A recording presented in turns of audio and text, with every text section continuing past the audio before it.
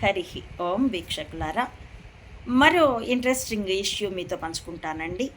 నచ్చితే please like, share and recommend my channel to others, subscribe also. మన national animal పులి కాబట్టే సాకి పులికి బ్రతికి ఉండగా తోలు వలిచాడు. దాని గురించి నేను మీకు ఇంత క్రితపు వీడియోల్లో ఇచ్చి ఉన్నాను. టెక్స్ట్ పోస్ట్ కూడా నా అమ్మ ఒడి, అది ఎఫ్ఐఆర్ అని కూడా మీకు అందుకే చెప్పాను.